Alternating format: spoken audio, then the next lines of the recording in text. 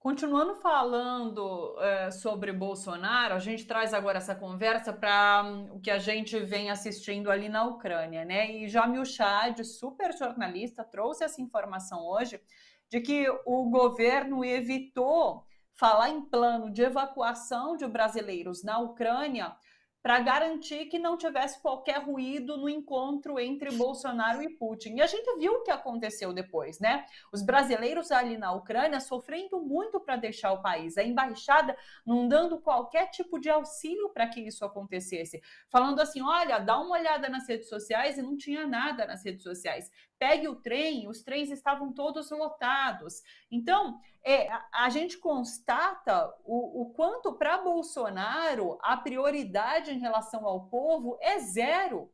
Ele tem vários outros interesses que se sobrepõem ao povo brasileiro, mesmo fora do país, né?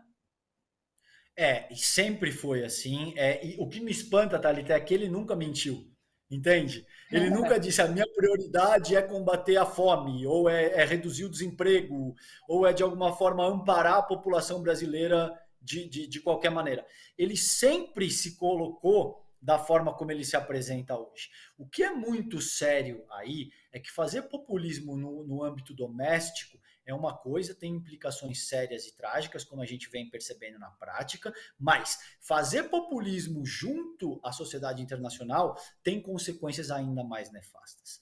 A política externa brasileira, isso desde Santiago Dantas, viu, Thalita, na década de 1960, com a política externa independente, enfim, eu não vou descer muito no detalhe também, porque acho que não é o caso, mas ao longo dessa época, né, ao longo dos 60, 70 últimos anos, a política externa brasileira vem sendo formulada com base em pragmatismo, equidistância pragmática, a autodeterminação dos povos, a solução pacífica dos conflitos, enfim, o artigo 4º da nossa Constituição, as pessoas que se interessarem em estudar isso de uma forma um pouco mais elaborada, pesquisem o artigo 4º da nossa Constituição, tá lá todas as diretrizes que devem guiar a nossa política externa de acordo com a nossa Carta Magna.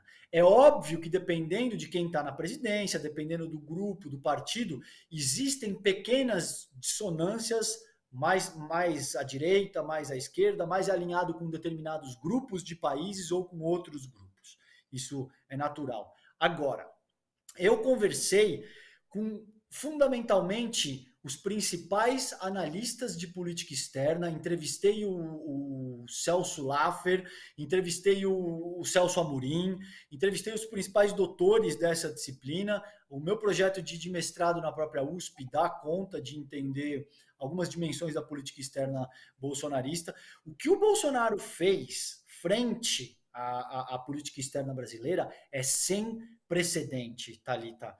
Nem os militares foram tão irresponsáveis e adotaram uma linha de política externa tão inconsequente.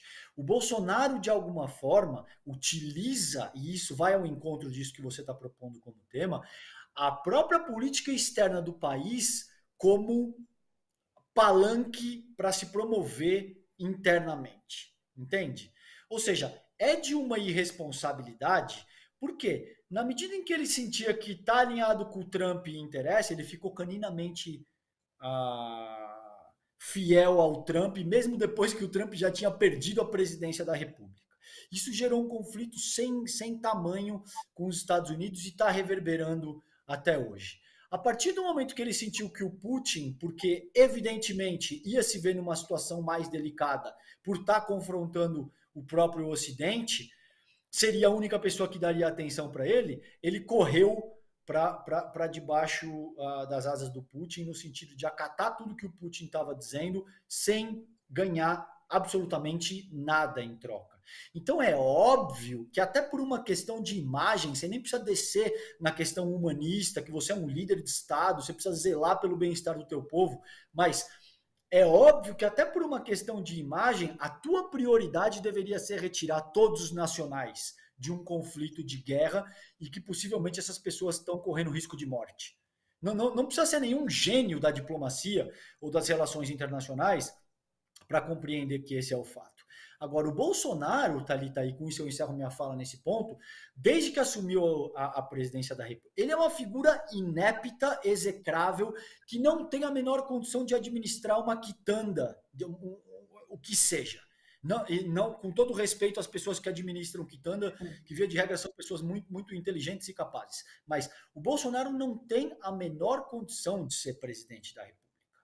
Ele vem utilizando, nesse sentido, a linha da política externa brasileira da mesma forma que ele administra a vida parlamentar dele. Ele vem sendo usado como um peão. Ele foi usado como um peão pelo Trump, ele abriu mão, só para que as amigas e amigos tenham ideia, da posição de país emergente que o Brasil tinha junto à OMC, que é a Organização Mundial do Comércio, sem absolutamente nada em troca, gente. Nada.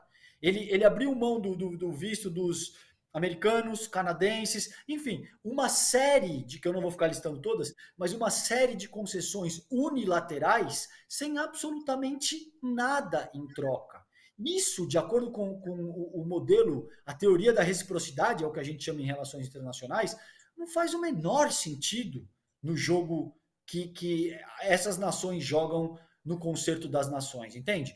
Com o Putin agora, é exatamente a mesma coisa. O Putin o utiliza como uma marionete sem fundamentalmente oferecer nada de concreto em troca. Pode ser que ele tenha conseguido alguma coisa que remeta à campanha presidencial de outubro? Pode ser. Agora, para o Brasil, efetivamente, não existe benefício nenhum correlato a essa medida que ele adotou de 2 semanas para cá. Ô César, nesse sentido de ser usado como um peão, ele é usado por essa base que o apoia, porque a gente sabe que essa viagem à Rússia teve muito a ver com a negociação de fertilizantes, que é uma pauta do agronegócio, né? Então, eu lembrei, inclusive, quando eu li essa notícia do Jamil Chad, da questão das próprias vacinas, né? Bolsonaro postergou tanto a compra de vacinas por conta de uma negociata que ele queria fazer ali no núcleo do governo para talvez, inclusive, lucrar com isso, né? Então é sempre para atender interesses de uma base que o sustenta. Sem dúvida que sim. Como eu vejo, existem 4 grupos fundamentais na formulação da política externa brasileira desde que ele assumiu o poder, Thalita. Esses grupos, por que é importante a gente compreender isso? Porque eles não são só preponderantes para a formulação da política externa brasileira. Eles são preponderantes para a formulação da vida sociopolítica no âmbito doméstico do país. Quais são eles, como eu vejo pelo menos? Você tem essa bancada, são bancadas transversais. Para as pessoas que não sabem o que são bancadas transversais, são grupos multipartidários que se tornam coesos dependendo do nível de interesse do que está em pauta, das votações que estão sendo decididas e como esses diferentes parlamentares de diferentes partidos se tornam coesos na medida em que essas pautas interessam. Bom, essas bancadas transversais, você tem, fundamentalmente, tá? Existem várias, mas essas que eu vou citar são as principais nessa medida do que a gente está discutindo.